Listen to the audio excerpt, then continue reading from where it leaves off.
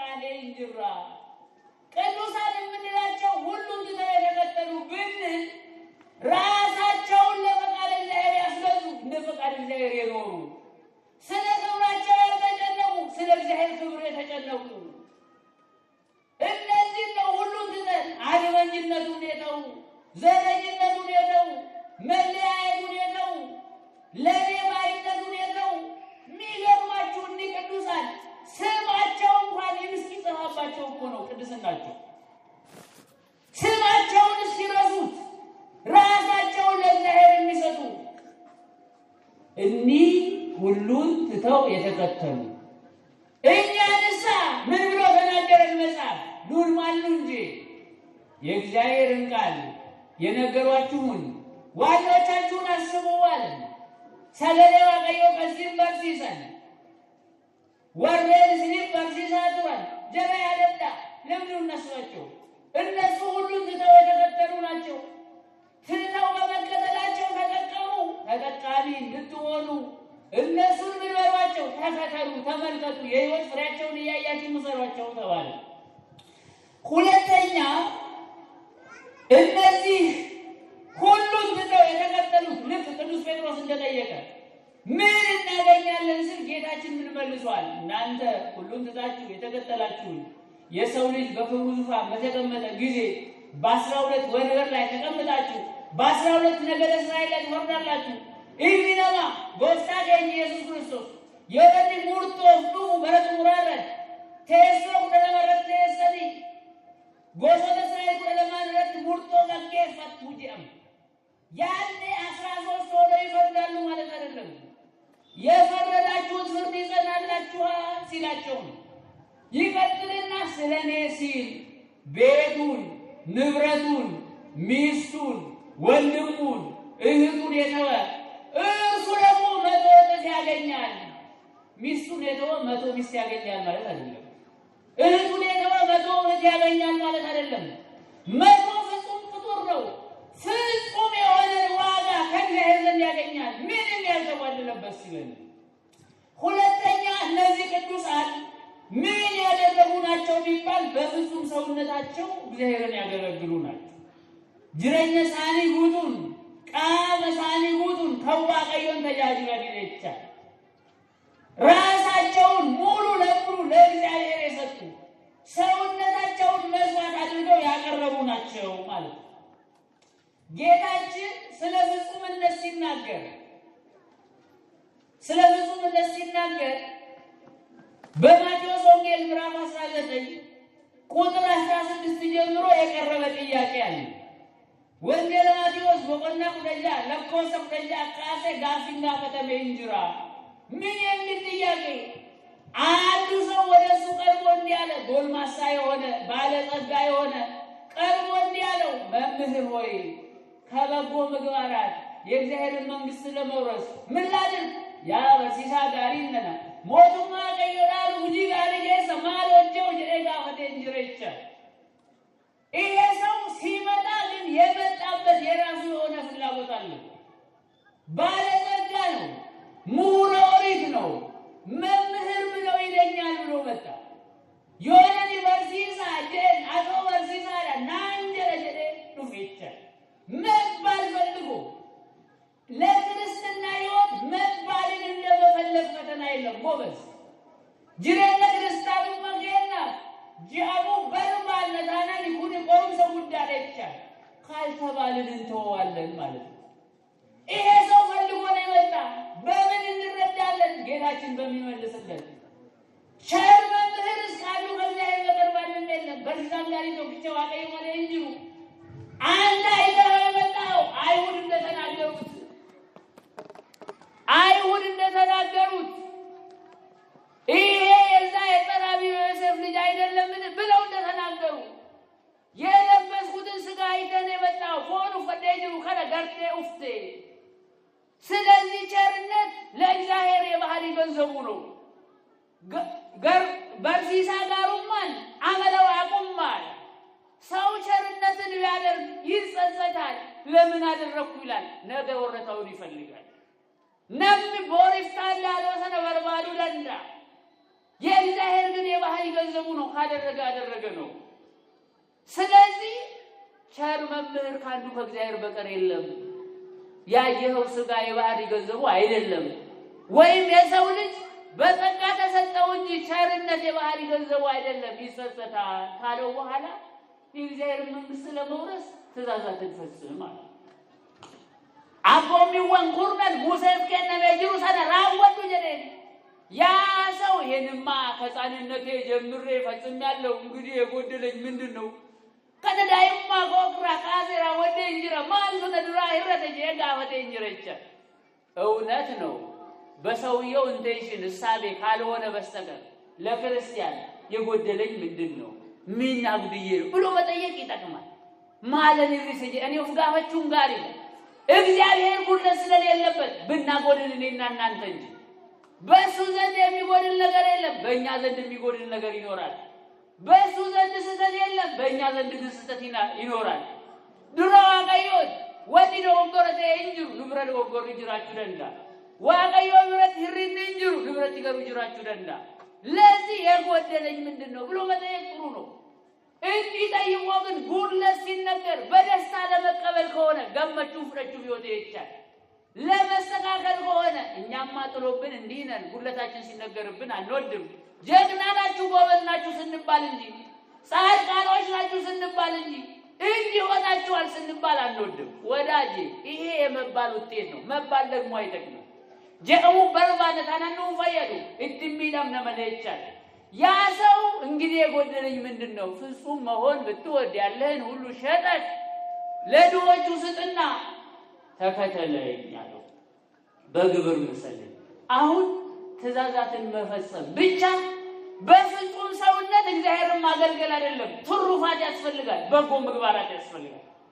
ያለህን ሁሉ ሽጥ አለው። ስጥ አላለው። ሽጥ ስለከብቱ ዋጋ የሚያቅብ ያለ ቤቱ ስለሆነ ነዳያን ይሸጣለን ብለው ሲጎትቱ እንዳይጎዱ ሽጥና ስጣቸው።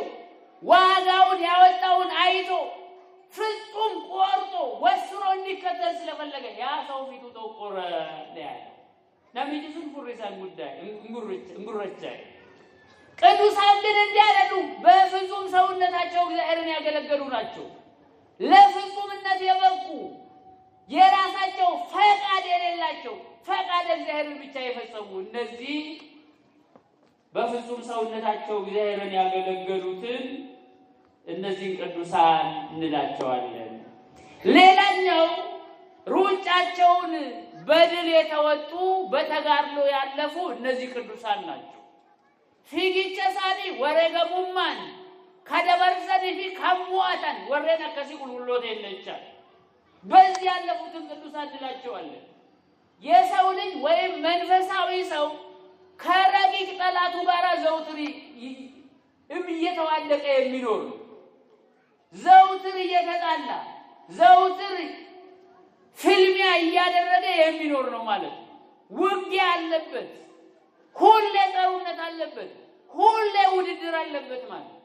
የሮውን ደዶርቆሚ ሂንቀምና ይቻል ውድድሩ ከሰው ጋር አይደለም። ይልቁን ውድድሩ ከአጋንንት ጋር ነው።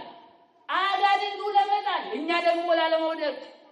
ቅዱሳን ይሄንን ነው በተጋድሎ ሩጫቸውን የጨረሱ ናቸው። የሮጠ ሁሉ ለሩጫ ሲነሳ እኩል ይጀምራል። ግን ደግሞ ሩጦ ዋንጫ የሚያገኘው የሚያሸንፈው አንዱ ነው። መንፈሳዊ ሕይወትንም እንዲሁ ነው የሚናገረው ቅዱስ ጳውሎስ በአንደኛ ቆሮንቶስ ምዕራፍ 9 ቁጥር 24 ላይ እንዲህ ይላል፣ በሽቅድድም ስፍራ የሚሮጥ ሁሉ እንዲሮጥ፣ ነገር ግን አንዱ ብቻ ዋጋውን እንዲቀበል አታውቁምን? እንግዲህ ታገኙ ዘንድ ሩጡ።